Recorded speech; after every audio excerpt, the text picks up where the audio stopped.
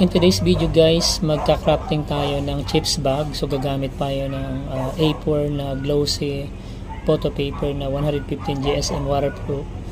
And yung print po na chips bag.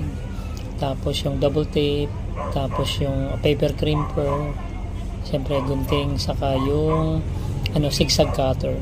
So ganito lang po ang paggawa niyan. So after natin ma-print yung template, itutupi po natin yan sa tatlong part. Tapos lalagyan po natin yan sa loob ng double tape para ma-lock natin siya.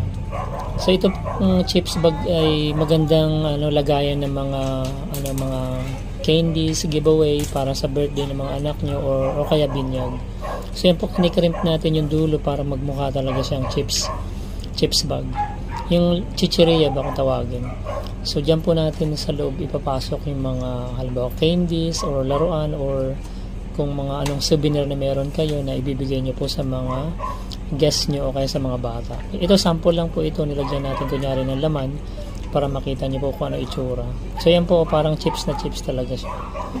So yan, so gagawa tayo ulit ng isa para makita ninyo. So tatlong topi yan. Tapos gugupitin natin yung dulo ng i-crimp natin yung dulo niyan, magkabilang dulo. Tapos gugupitin natin yan ng yung zigzag na gunting para magmukha talaga siyang chips. Yan. Yan yung dulo, nakita nyo. Ayan.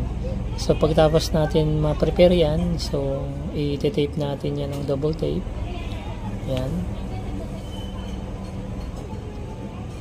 Sa mga gusto pong mag-place ng order, mag-message lang po kayo dun sa FB page natin sa Messenger and magre-reply po tayo agad. Maraming salamat po, hanggang sa muli.